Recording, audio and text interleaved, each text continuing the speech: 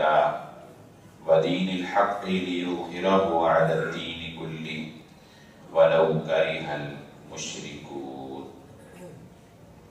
قابل صد احترام حاضرین مجلس، محترم مکرم سامعین اکرام، ہر قسم کی تعریفات اس خالق مالک ارض و سماوات کے لیے اور لاکھوں کروڑوں درود و سلام آپ محمد مصطفیٰ صلی اللہ علیہ وآلہ وسلم کی ذات اقدس پر۔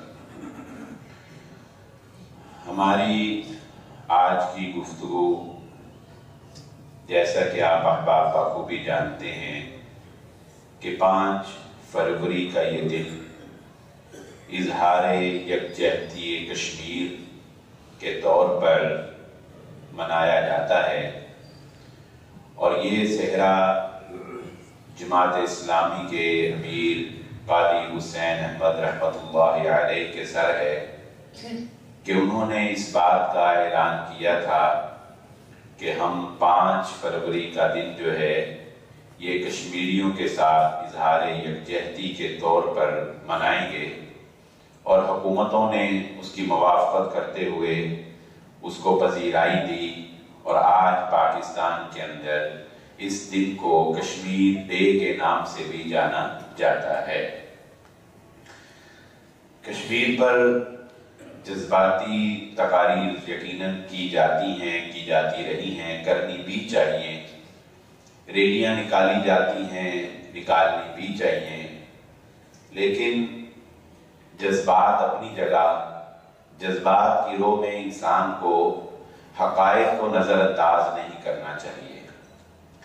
حقائق کے بارے میں جاننا اور عملی صورت میں اقدامات کرنا یہی کارگر ہوتا ہے۔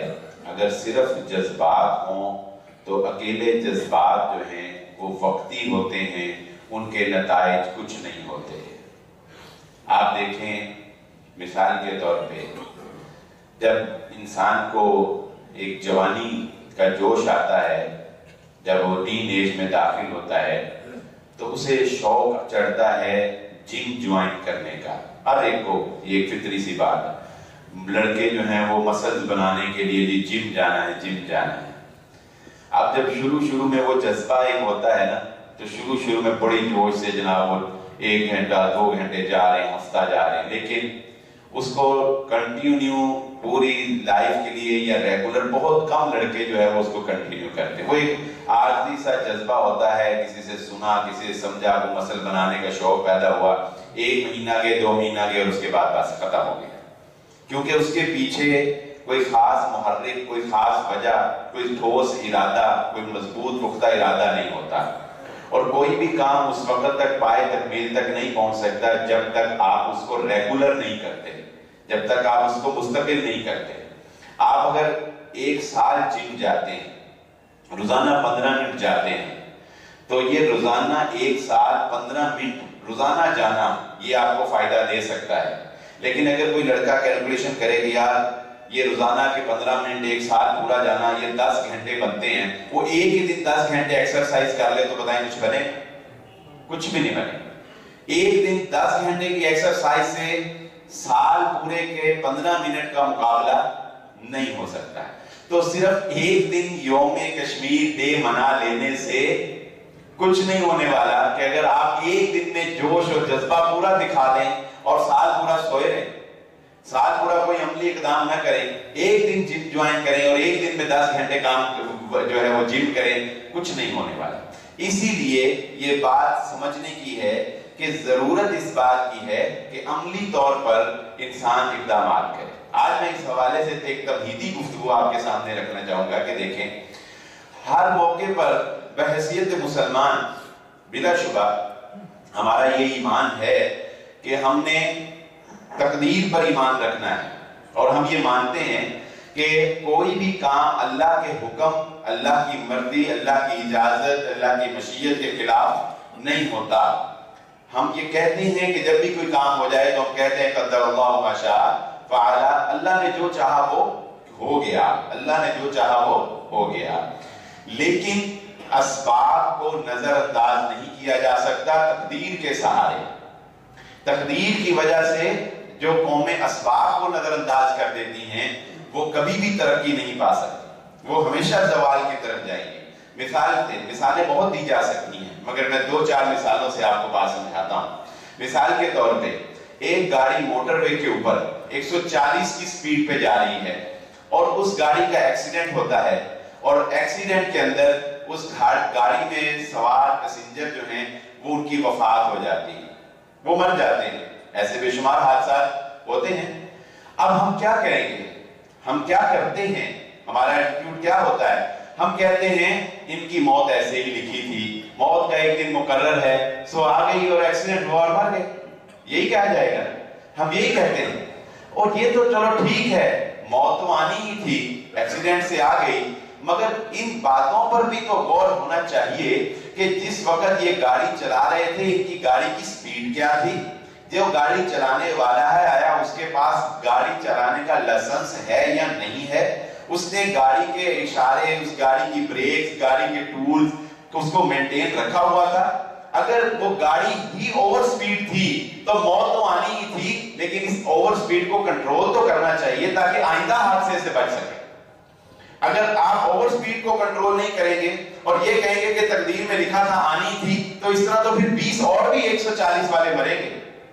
اب آئندہ جو مر گیا وہ تو مر گیا، آئندہ والے کو مرنے سے بچانے کے لیے ضروری ہے کہ آپ غور کریں کہ یہ ایکسیڈنٹ ہوا کیوں، اور یہ جس وجہ سے ہوا، جو کاز تھا اس کا، اس کاز کو آپ اس وجہ کو آپ روکیں تاکہ آپ آئندہ کے لیے بچ سکیں۔ مثال کے طور پہ دنیا کے اندر قانون یہی ہے، دنیا کے اندر قانون یہی ہے کہ آپ مجرم کو بلیم کریں گے۔ میں اپنی اس مثال سے مجرم کو ریلیکس نہیں کر رہا، فیور نہیں دے رہا مجرم کو، لیکن میں ایک قانون یہی ہے کہ جب کوئی بندہ جرم کرے گا تو مجرم کو ہی بلیم کیا جائے گا، مجرم کو ہی سزا دی جائے گی، مجرم کو ہی ذمہ دار ٹھہرایا جائے گا۔ لیکن بعض قوانین کے اندر اگر مظلوم کا بھی کچھ قصور ہے، مظلوم کی بھی کوئی رسپانسبلٹی ہے، تو مجرم کے کم از کم جرم کے نوعیت میں کمی ضرور آئے گی اور اسباب کو غور کر کے آئندہ کے لیے ان کو ختم کیا جائے گا۔ ابھی تک میری بات شاید آپ کی سمجھ میں نہیں آئی، مگر میں مثال دوں گا تو انشاءاللہ سمجھ میں آ جائے گی۔ مثال کے طور پر ایک عدالت کے اندر ایک کیس لگتا ہے، عدالت کے اندر ایک کیس لگتا ہے کہ ایک شوہر نے اپنی بیوی کو قتل کر دیا، ایک شوہر نے اپنی بیوی کا مرڈر کر دیا۔ اب اس میں تو کوئی دو رائے نہیں ہے کہ قتل کی اجازت نہیں ہے، وہ قاتل ہے اور قاتل کو اس کے قتل کی سزا ملے گی۔ یہ میں آپ کو ایک ایگزامپل دے رہا ہوں، ایک انگلش عدالت کی۔ اچھا، اب قاتل تو وہ ہے، اپنی بیوی کو اس نے قتل بھی کیا ہے، لیکن جب یہ جج کے سامنے یہ بتایا جائے گا کہ اس نے اپنی بیوی کو قتل اس لیے کیا کہ اس نے اپنی بیوی کو کسی اور مرد کے ساتھ ملوث پایا، سو اس حالت میں اس پہ برداشت نہ ہوا اور اس نے اپنی بیوی کو قتل کر دیا۔ اب عدالت نے اس کو قاتل تو قرار دیا مگر اس کی سزا میں کمی کر دی، اس کے قتل کا جو لیول تھا اس کو کم کر دیا۔ پہلے اگر اس کو پھانسی ہونی تھی تو اس کو عمر قید کر دی، اگر اس کی سزا 10 سال تھی تو اس کی 6 سال کر دی۔ کیوں ایسا کیا؟ جج نے ایسا کیوں کیا؟ اس لیے کہ جس کو قتل کیا گیا ہے اس کی بھی کچھ رسپانسبلٹی تھی، اس کی بھی کوئی ذمہ داری تھی کہ وہ اپنے خامن کے ساتھ وفا کرتی۔ اچھا، آپ ریپ کے جتنے کیسز ہوتے ہیں، اب آپ دیکھیں ریپ کے کیسز جو ہیں وہ بڑھ رہے ہیں دنیا کے اندر، تو ریپ کے کیسز ہوتے ہیں، کبھی یہ نہیں ہم کہیں گے کہ لڑکی کا قصور ہے، یا ہم ہمیشہ یہی کہیں گے کہ جس نے یہ کیا اس کی غلطی ہے، مگر دنیا کے قوانین کی ریسرچ رپورٹس یہ کہتی ہیں کہ ریپ کے کیسز میں اضافے کی ایک بڑی وجہ خواتین کا ایسا لباس پہننا ہے جو مردوں کو اپنی طرف اٹریکٹ کرتا ہے۔ اب کچھ خواتین کا بھی تو کچھ قصور ہے کہ نہیں ہے، ان کی بھی تو کچھ ذمہ داری بنتی ہے کہ نہیں بنتی، اور دنیا کی سطح یہ ثابت کرتی ہے کہ مرد کی نگاہیں ہمیشہ ایسی خواتین کو زیادہ للچائی نظروں سے دیکھتی ہیں جس کا لباس برہنہ ہو، نیم برہنہ ہو۔ باپردہ خواتین کی طرف مرد للچائی نگاہوں سے نہیں دیکھتا۔ یہ دنیا کے جدید جو سرچر ہیں وہ اس بات کو کہتے ہیں، جبکہ محمد رسول اللہ صلی اللہ علیہ وسلم 1400 سال پہلے یہ بات کہہ چکے تھے۔ اچھا، یہ ساری مثالیں میں آپ کو کیوں دے رہا ہوں، یہ ساری باتیں میں آپ کے سامنے کیوں کر رہا ہوں؟ یہ ایک تمہیدی گفتگو ہے کہ جرم ہوتا ہے، ظالم ظلم کرتا ہے، مظلوم کے اوپر ہم ساتھ مظلوم کا ہی دینے کے لیے تیار ہیں، لیکن اگر ہم اس جرم کے اسباب پر غور نہیں کرتے، اگر ہم ایکسیڈنٹ کے اسباب پر غور نہیں کرتے، اگر ہم اس سبب کو ختم نہیں کرتے، ہم کبھی بھی اس جرم کو روک نہیں سکتے۔ ہم ایک آدھ مجرم کو سزا دے لیں گے، ہم یہ کہہ لیں گے کہ ایکسیڈنٹ تقدیر میں لکھا تھا، مگر ہم اگر آئندہ ایکسیڈنٹ سے بچنا چاہتے ہیں تو ہمارے لیے یہ ضروری ہے کہ ہم اسباب کے اوپر غور کریں۔ مسئلہ کشمیر کے اندر بھی میں اس بات کو نوٹ کرنا چاہوں گا، آپ کے گوش گزار کروانا چاہوں گا کہ ہم لوگ نعرے ضرور لگائیں، ہم بینر ضرور اٹھائیں، ہم ضرور ریلیاں نکالیں، لیکن اس بات پہ بھی غور کریں بحیثیت پاکستانی کہ آخر 75 سال سے ہمارے بھائی وہ کیوں غلامی کا شکار ہیں، ہم انہیں کیوں آزاد نہیں کروا سکے؟ آخر اسباب کیا ہیں؟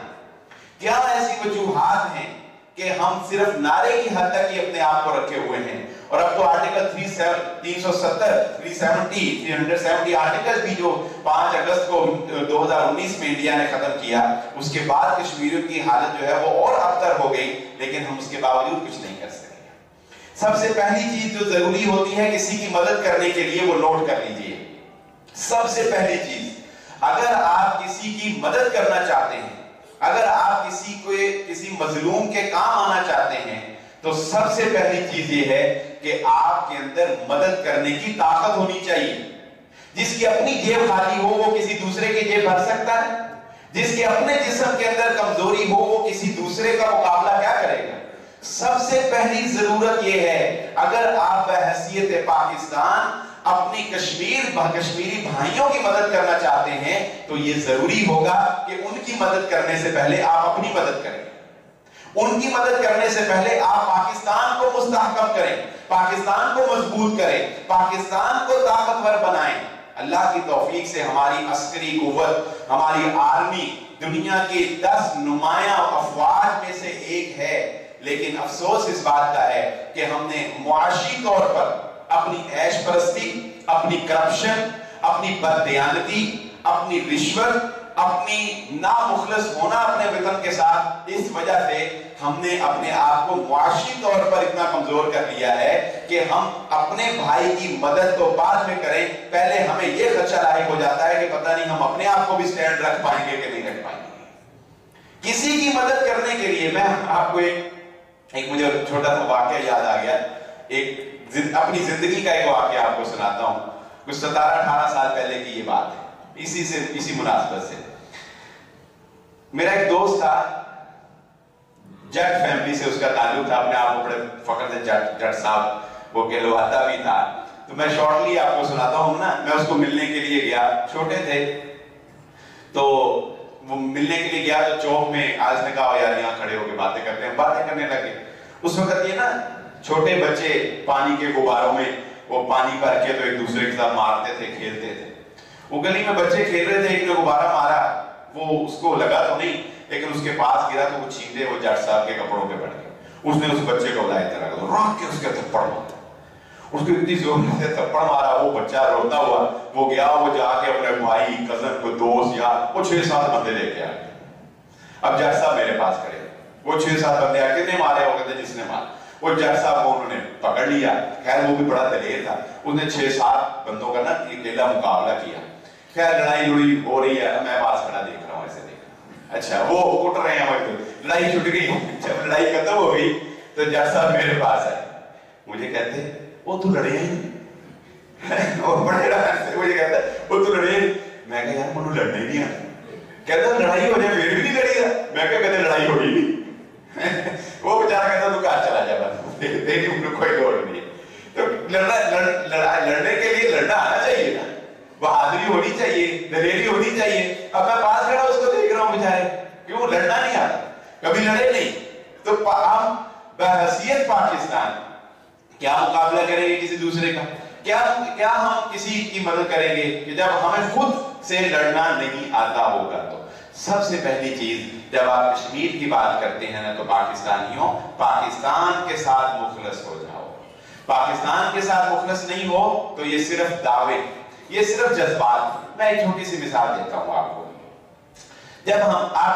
जब भी कश्मीर डे के ऊपर या कश्मीरी के ऊपर गुफ्तगू होती है, तो इसमें अच्छी बात है, उलमाए किराम एग्जांपल्स देते हैं। मैं भी यही आपके सामने मिसालें देता हूं कि रसूलुल्लाह सल्लल्लाहु अलैहि वसल्लम ने फरमाया कि मुसलमान जो है ये एक जसद की तरह है, एक जिस्म की तरह है। जिस्म के एक हिस्से में तकलीफ होती है तो पूरा जिस्म जो है तकलीफ को महसूस करता है। ये मिसाल। इसी तरह हम मिसालें देते हैं मुहाजिरीन की और अंसार की, कि मुहाजिरीन जब हिजरत करके मदीना गए तो अंसार ने कैसा जबरदस्त भाईचारा कायम किया, अपने कारोबार के अंदर शरीक करने के लिए तैयार हो गए, अपनी रहायशें देने के लिए तैयार हो गए, अपना सगे भाई से भी ज्यादा अपने मुहाजिर भाइयों को जो है वो उन्होंने मुकाम दिया। मैं आपसे या मैं अपने आप से सवाल करूं और आप में से हर फर्द अगर अपने आप से ये सवाल करे तो मैं यकीन से कह सकता हूं कि हमारा जवाब नफी में होगा। आज हम कश्मीर डे के ऊपर कश्मीरियों के साथ इज़हार यकजहती की बात करते हैं। आप अपने आप से पूछ कर देख लें या अपने मुआशरे का तज्जिया करके देख लें, अगर कभी हमें ऐसा मौका आ जाए कि हमें अपने कश्मीरी भाइयों को अपने घरों के अंदर बना देनी पड़ जाए, तो मैं यकीन से कह सकता हूं हम में से कोई भी अपने घर उनके साथ शेयर करने के लिए तैयार नहीं होगा। कोई चार कनाल की कोठी में भी रहता है तो वो ये नहीं करेगा कि चलो मैं एक कनाल अपने कश्मीरी भाई को दे दूं, मेरे पास करोड़ों की आमदन है तो चलो मैं इस आमदन में से, इस कारोबार में से इसको भी हिस्सा दे दूं। हमारे अंदर सिर्फ जज्बात हैं, हमारे अंदर किरदार नहीं। तुम अखुवत से गुरेजा वो अखुवत पे निसार, तुम गुफ्तारे सरापा वो सरापा किरदार। अब तक याद है कौमों को हिकायत उनकी, नक्श है सफाई हस्ती पे सदाकत उनकी। हम सिर्फ बातें करने के लिए हैं, हमारे अंदर वो जज्बा, वो दर्द, वो दुख, वो तकलीफ है ही नहीं है। ये सिर्फ सुनने की हद तक है कि हम कहते हैं कि हम जसद-ए-वाद की तरह हैं, लिहाजा हम एहतजाज। तो एहतजाज भी अगर आप देखें, नोट करें, जो लोग तंजीमों से वाबस्ता हैं, यकीन माने हमारा तो एहतजाज भी मुनज़्ज़म नहीं है। हमारा तो, हम में से बहुत सारे लोग 5 फरवरी के दिन को सिर्फ एक छुट्टी के तौर पर एंजॉय करते हैं। वो सिर्फ ये सोचते हैं कि 5 फरवरी आ रहा है, अच्छा इससे पहले एक छुट्टी ले लो, इससे पहले दफ्तर से एक छुट्टी ले लो, इसके बाद वाली छुट्टी कर लो, 3 छुट्टियां मिला लो, चलो जी कहीं सैर सपाटे पे निकल जाओ, कोई अरेंजमेंट कर लो, कोई गेट टुगेदर कर लो। हम सिर्फ एक छुट्टी, हमारे लिए 5 फरवरी कोई हमदर्दी नहीं हमें कश्मीरियों से। ये झूठ है, ये झूठ है कि हम कह रहे हैं कि हमें बहुत हमदर्दी है हमारे भाई। हम तो एक छुट्टी सेलिब्रेट करते हैं। और जो एहतजाज करते हैं उनकी भी कोशिश ये होती है कि हमारी जमात जो है उसका पोस्टर लग जाए, हमारी जमात का मीडिया पर स्टिकर चल जाए। कोई मुनज़्ज़म एहतजाज आप बताएं, फैसलाबाद के अंदर कोई मुनज़्ज़म एहतजाज आपको नजर आए? हर जमात वाले छोटे छोटे रैलियां, छोटी छोटी रैली। चाहिए तो ये था कि स्टेडियम के अंदर एक बहुत बड़ा इज्तिमा होता, पूरे पाकिस्तान, पूरे फैसलाबाद की एक पूरी सियासी क़यादत और पूरी जमाती क़यादत जो है वो स्टेडियम के अंदर इतने बड़े लेवल के ऊपर पूरे पाकिस्तान के ऊपर एहतजाज करती कि हमने किसको दिखाना है बताएं? फैसलाबाद वालों ने लाहौर को दिखाना है, जमात इस्लामी वालों ने मरकज़ी जमीयत को दिखाना है, नून लीग वालों ने पीटीआई को दिखाना है, पीटीआई वालों ने नून लीग को दिखाना है। हमने तो अपने आप को एक दूसरे को दिखाना है, देखो मेरा एहतजाज। ओ भाई, हमने अपने आप को नहीं दिखाना, हमने और कमर बाजवा साहब को नहीं दिखाना कि देखिए मेरा एहतजाज सबसे ऊपर। हाँ, करते हम ऐसे, हमने इंडिया को, दुनिया को दिखाना है। और दुनिया को ये छोटी छोटी रैलियां दिखा के अपना मजाक ना बनवाएं। दुनिया को दिखाना है तो कम से कम इस एहतजाज को एक मुनज़्ज़म तरीके के ऊपर, बड़े पैमाने के ऊपर करने की जरूरत है। तो हमारे अमली इक़दाम नफी कर रहे हैं हमारे जज्बात की। अच्छा, एक इकबाल ने कहा, वो लंबे अशार हैं, मैंने अक्सर आपके सामने पढ़े हैं, जिसमें उसने सहाबा इकराम का तज़किरा किया और उनकी अज़मत का तज़किरा किया। तो वो सारे तज़किरे करने के बाद, मसलन आप समझ लें खालिद बिन वलीद रज़ी अल्लाह ताला अन्हु, अबू उबैदा इब्न जर्राह, सलाहुद्दीन अय्यूबी और नूरुद्दीन जंगी, महमूद गजनवी, कुतुबुद्दीन ऐबक, ये सारे बड़े बड़े जितने भी थे, मोहम्मद बिन कासिम सिंध में आए, इन सारों के तज़किरा किया, कहा थे तो वो आबा तुम्हारे, तुम क्या हो। हमेशा एक उसूल याद रखें, एक बात याद रखें, हो सकता है आपको ऐसे कई लोगों से मुलाकात हुई हो, हमेशा नालायक आदमी, हमेशा, ये एक थ्योरी है, नौजवान जो यहां बैठे हैं वो इसको जरा गौर से सुने, जो 30 साल से कम उम्र बच्चे यहां पे बैठे हैं वो मेरी इस बात को पल्ले बांध दें, तवज्जो से सुने। हमेशा नालायक आदमी अपने आबाओ अजदाद के तज़किरे को ढाल बनाता है। साढ़े दादे को तो उदो गड्डी सी जो फैसलाबाद च किसी को गड्डी नहीं सी, कहते हैं लोग, असी ते उदो इलेक्शन लड़ लिया थी जो इलेक्शन का किसी को पता नहीं सी। और मेरे वालिद मेरे दादे ने तो उदो ये काम कीता सी जो कोई करता ही नहीं सी, और तेरे दादे ने तो कीता सी, तू की। लोग ये नहीं देखते तेरे दादे ने क्या किया, तेरे परदादे ने क्या किया, तेरे फलां ने क्या किया, तेरी फलां क्या नस्लें करती आई। लोग ये देखते हैं तूने क्या किया भाई, तू, तेरे पास क्यों मोटरसाइकिल है, तेरे दादे के पास गाड़ी थी उस वक्त जब किसी के पास नहीं थी, तेरे पास क्यों मोटर, वो इन हो गया, उन हो गया, जमीना बेच गई, फलां हो गया, लड़ाई होगी, झगड़े हो गए, ये हो गया, मेरे रसी फिर नीचे आ गए। और कमाल ये नहीं है कि तुम्हारे आबाओ अजदाद ने फतूहात की, कमाल ये नहीं है कि मोहम्मद बिन कासिम सिंध के ऊपर आ गया, महमूद गजनवी ने जो है यहाँ के मंदिर और सोमनाथ जो है वो तोड़े, कमाल ये नहीं है कि सलाहुद्दीन अय्यूबी ने बैतुल मुक़द्दस को फतह किया। सवाल ये है तुम्हारे हाथ से क्यों निकल गया, तुम किस काबिल हो, तुम किस खेल की मूली हो, तुमसे तुम्हारे हालात के बारे में पूछा जाएगा। अपने दादे परदादों का जिक्र सुना के तुम जालिम के जुल्म से नहीं बच सकते, वो तुम्हें लुक़्मा अजल बना देगा अगर तुम्हारे पल्ले कुछ नहीं है। इसलिए इकबाल ने कहा कि वो थे तो वो आबाद तुम्हारे, तुम क्या हो, हाथ पे हाथ धरे मुंतज़िर फरदा हो, तुम तो हाथ पे हाथ धरे देख रहे हो कि कल क्या होगा, खुद ही कुछ हो जाए, आसमान से ही कोई आ जाए और हमारे हालात जो है बदल। नहीं, ऐसा नहीं होता। अपने आबाओ अजदाद का तज़किरा जरूर करें, ये तारीखी विरसा इसको संभाल के रखें, मगर इस तारीखी विरसे के ऊपर, इस आबाओ अजदाद के तज़किरे के ऊपर ये समझ लें कि आपको कुछ मिलने वाला है, आपको कुछ नहीं मिलने वाला है। मैं एक डिफरेंस थोड़ा सा आपके सामने रखता हूं, एक थोड़ा सा फर्क। पाकिस्तानी अवाम बहैसियत अवाम, हम सब का, मेरा आपका, हम सब का ये ज़हन है कि पाकिस्तान की किसी भी वक्त इंडिया के साथ जंग हो सकती है। बताइए मानते हैं हम कि नहीं मानते? मैंने जो बात की आप दिल से कहेंगे बाकी बात सच्ची। अगरचे हम जितने मर्जी बेहिस हैं, जितने मर्जी हम जो है वो अपने जमीन को मुर्दा कर लें, मगर हर पाकिस्तानी के दिल में ये खटका मौजूद है कि पाकिस्तान की किसी भी वक्त इंडिया से जंग हो सकती है भाई। अच्छा, मैं आपको मुकाबलतन लेके जाता हूं इसराइल में। हम कहते हैं ना यहूदी कम वक्त ये है, फलां है, गीबत है, हसद है, बुग़्ज़ है, कीना है, फलां है, ठीक है, बहुत पैड़े, बहुत पैड़े। हमारे दुश्मन, जिस तरह हमें ये खदशा है कि हमारी किसी भी वक्त इंडिया से जंग हो सकती है, इसी तरह इसराइल को भी ये, अगरचे उसका दुश्मन कमजोर है, ये कता नजर इसके, लेकिन जंग जंग ही है, लड़ाई लड़ाई है। इसी तरह इसराइल को भी हर वक्त ये खतरा है कि उसकी किसी भी वक्त चारों अतराफ में से किसी भी वक्त जंग हो सकती है। चाहे जंग को, अब तो वो खुद जंग छेड़ता है, पहले तो दीगर ममालिक की तरफ से भी हमले वगैरह का खदशा था। अब डिफरेंस देखिए, मैं आपको डिफरेंस बता रहा हूं। हमें भी ये खदशा है कि किसी भी वक्त जंग हो सकती है, उसे भी ये खदशा है किसी भी वक्त जंग हो सकती है। फौजी क़यादत को बाला ताक रखे। हमारी फौज अल्हम्दुलिल्लाह हर वक्त अलर्ट है, हर काम फौज का नहीं होता, फौज के नीचे भी कुछ रिस्पॉन्सिबिलिटीज होती हैं, उसकी भी फौज है, ठीक है, हाई है, उसके पास भी टेक्नोलॉजी, हमारे पास भी टेक्नोलॉजी। और फौज से निचले लेवल पे आ जाए, फौज से जब जंग होती है फिर कुछ अवाम नास के भी कुछ जज्बात साथ मिलते, निचले लेवल पे आ जाए।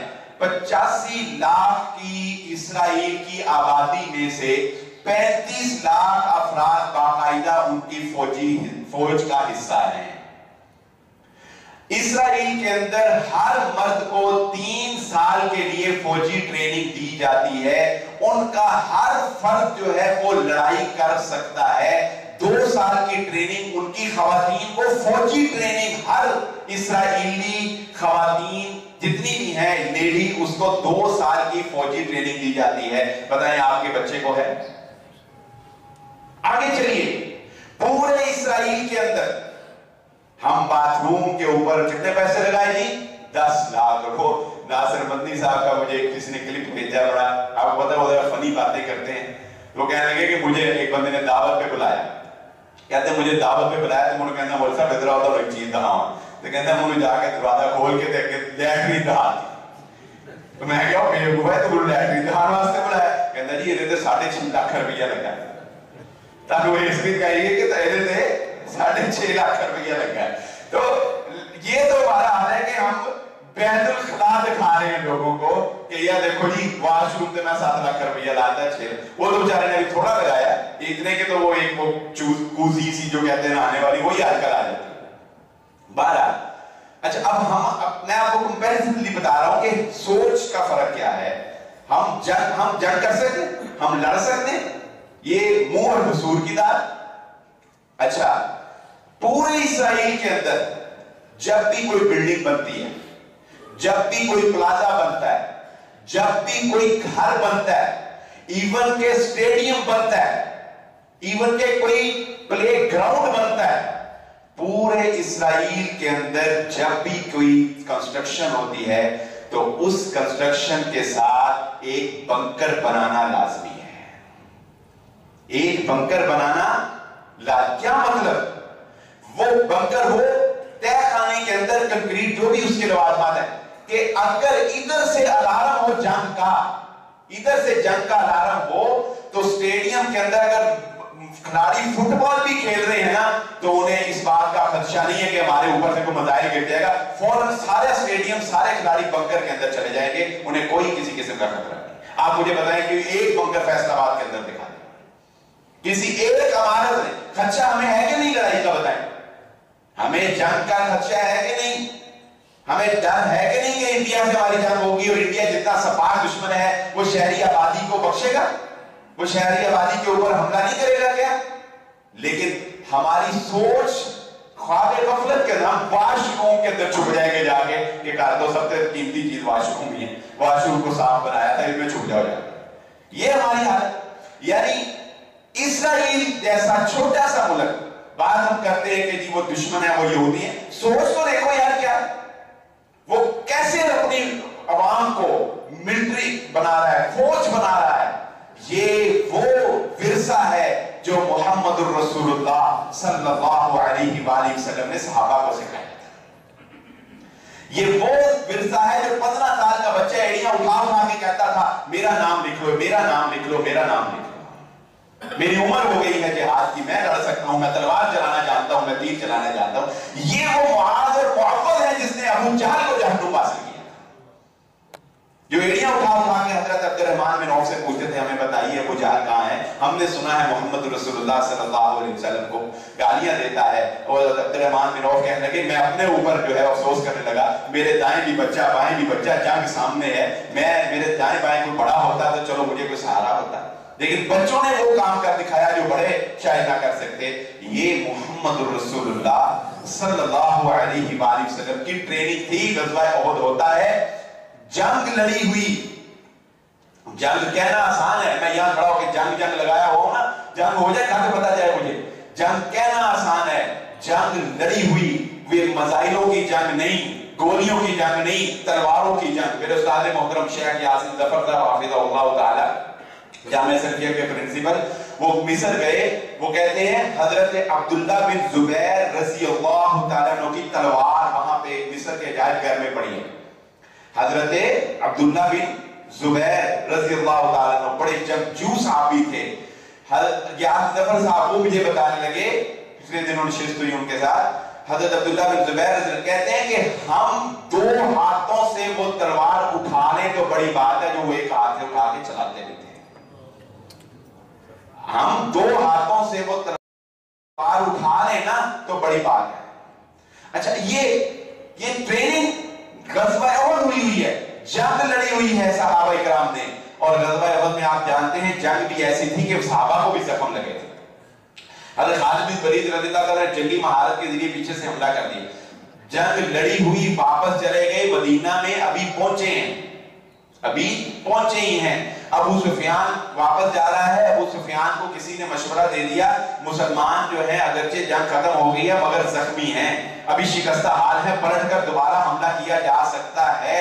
नबी सल्लल्लाहु अलैहि वसल्लम को हजरत जिब्राइल अलैहिस्सलाम ने आके पैगाम दिया, मोहम्मद अपने साथियों से कहो अभी ज़िर्र नहीं उतारनी, अभी तलवारें नहीं रखनी, जख्मी हो जैसे भी हो दोबारा मैदान जंग की तरफ निकल खड़े हो। सहाबा ने एक दफा नहीं कहा हम थके हैं, हमें जख्मी हैं, हमें आराम करने दें। नबी सल्लल्लाहु अलैहि वसल्लम फरमाया निकलो, उसी वक्त निकल खड़े। ऐसे अलर्ट, हम तो ट्रेनिंग भी नहीं देते अपने बच्चों को अलर्ट रहने की ट्रेनिंग दो। मुझे बातें याद आती हैं तो मेरा दिल करता है मैं आपके साथ शेयर करूं। मैं ना फजर की नमाज के बाद आमतौर पे मैं और वाला साहब इकट्ठे फजर की नमाज के बाद इकट्ठे घर आ जाते हैं।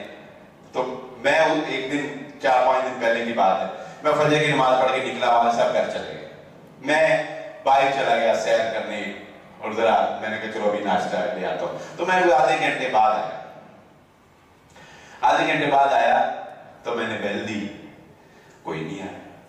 मैं बेल दे वो 10 मिनट मैं पहले देता रहा, कोई आई ना। यकीन वही हुआ जिसका डर था। वो 10 मिनट के बाद ना मेरी बेगम उठ के आ गई। जब उसने उठ के आगे दरवाजा खोला, उसने फिर ज़ाहिर है वो नींद खराब हुई थी, उसने वो असर तो दिखा रहा था। खैर मैं अंदर गया, मैंने वाला साहब का कमरा क्योंकि बिल्कुल पहला होता है कमरा, तो जब मैंने वाला साहब का कमरा खोला ना तो वाला साहब जाग गए। वो मैं कहा बुझी, वो मैं बाहर कहना धीरे के पागल हो गया, तो दरवाजा ही नहीं खोले। कहते जो तुम सारे चाबी जो दी थी तो चाबी रखा करो ये चाबी अभी भी रखे मेरी जेब में ये। उसके बाद मैं चाबी भूलता है, ये कहते जो सारे चाबी जो दी थी तो चाबी को रखा करो, वो नहीं बोलेगा। बात समझे? ट्रेनिंग, बच्चों की ट्रेनिंग की जरूरत है। बच्चों को पहले दिन से तरबियत देने की जरूरत है, बच्चों को सिखाने की जरूरत है, अपने आप को अलर्ट रखना, अपने आप के अंदर कॉन्फिडेंस पैदा करना, अपने आप को एक्टिव रखना। हमारे बच्चे जो है वो जंग के नाम से ही सहम गए, अल्लाह की कसम, जो बर्गर खिला के हमने उनको बना दिया। इस्राइल की मैं बात कर रहा था। अच्छा ये तो बातें थी, चलिए एक बात और करके बात खत्म करते हैं। ये तो बातें थी ना सिर्फ जंगी हिकमत अमली से पाकिस्तान की इस्राइल का मुआवजा थोड़ा सा रखा आपके सामने। मुआशी तौर पर जो उनकी पॉलिसी है वो तो हम कम्पीट ही नहीं कर सकते। वो जब मैंने पढ़ी मैं हैरान रह गया। खैर वो ये मौजूद नहीं है, वरना कभी इंशाल्लाह इस पर हम गुफ्तगू कर लेंगे, इस्राइल और पाकिस्तान का फर्क। जो उनकी मुआशी पॉलिसी है उस पर हम कम्पीट नहीं कर सकते। अच्छा कल्चर पाकिस्तान के अंदर जो बीकन हाउस का बच्चा है, जो एलजीएस का बच्चा है, जो डीपीएस का बच्चा है, जो लाहौर ग्रामर का बच्चा है, या जो इस्लामाबाद के अंदर जो है एलीट क्लास है, उन्हें अपनी सकाफत, अपने कल्चर का पता नहीं है। उन्हें यूरोप के कल्चर पसंद है, यूरोप की सकाफत पसंद है। उन्हें नहीं पता कि हम पंजाबी वेस्ट कोट क्यों पहनते हैं, हमारा सिंधी अजरक क्यों लेता है, हमारे पठानों की खास टोपी क्यों है, हमारी मशरकी रिवायात क्या हैं। हम मुसलमान हैं, मुसलमान होने के हिसाब से हमारी सकाफत, हमारा तहजीब, हमारी कल्चर क्या है नहीं पता। दुनिया के अंदर मैं अब कल्चर की बात करने लगा हूं, जरा ध्यान से सुनिएगा। कल्चर क्या चीज है, सकाफत क्या चीज है, तहजीब क्या चीज है, माजी क्या चीज है, आबाओ अजदाद क्या चीज है। पूरी दुनिया के ऊपर सबसे ज्यादा म्यूजियम इस्राइल के अंदर है। मुल्क के तनासुब के एतबार से आप देखिए, पूरी दुनिया के अंदर सबसे ज्यादा म्यूजियम किसमें है? इस्राइल के अंदर 250 म्यूजियम। और लिखने वालों ने ये बात भी लिखी कि पूरी दुनिया के अंदर इस्राइल वो मुल्क है जिसके 250 के 250 म्यूजियम एक्टिव हैं, वीरान नहीं है, सुनसान नहीं है, बंद नहीं है, एक्टिव हैं। उस म्यूजियम में वो क्या दिखाते हैं? उस म्यूजियम में पड़े हुए हैं उनके तारीखी विरसे, उस म्यूजियम में पड़े हुए हैं उनके आबाओ अजदाद की कहानियां, उस म्यूजियम में पड़ा हुआ है यहूदी नस्ल की तारीख, उस म्यूजियम के अंदर पड़ा हुआ है हजरत इब्राहिम अलैहिस्सलाम से लेकर हिटलर तक जो कुछ यहूदी के साथ हुआ। जब कोई बंदा इसराइल का विजिट करने के लिए जाता है, खुद इसराइली वो उस म्यूजियम के अंदर जाता है, उस म्यूजियम से वो इसराइल का कल्चर सीख के आता है, उसे पता लगता है यहूदी कौन है, यहूदी की तारीख क्या है, यहूदी की सकाफत क्या है, यहूदी की ताजीम क्या है। हम मुसलमान हैं, हमें अपने इस्लाम की ताजीम नहीं पता है, हमें अपने तारीखी विरसे का नहीं पता। हमने जंग लड़ी, जंग लड़ने के अलावा भी कुछ उमूर होते हैं जो कौमों को तैयार करते हैं जंग लड़ने के लिए। जंग लड़ने से पहले भी कुछ तैयारी होती है, जंग लड़ने से पहले भी कुछ ज़हन साजी होती है, इस तामीर नौ होती है इस नस्ल की जो अभी परवान चढ़ रही होती है।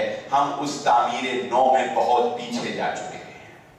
इसलिए ये बात बहुत जरूरी है जो बात शुरू में मैंने कही कि असबाब पर गौर करें, कश्मीर के साथ इजहार यकजहती जरूर करें। 5 फरवरी के दिन चाहे ट्विटर पे करें, फेसबुक पे करें, गलियों में करें, मोहल्ले में करें, सेमिनार मुनक़द करें, लेकिन इसके ऊपर असबाब पर गौर करके कोई मुस्तकिल मिजाजी के साथ काम करने की कोशिश करें। अल्लाह रब्बुल इज्जत से दुआ है अल्लाह मुझे और आपको जो कहा और जो सुना समझने की और अमल करने की तौफीक अता फरमाए। वाक़िअ दावाना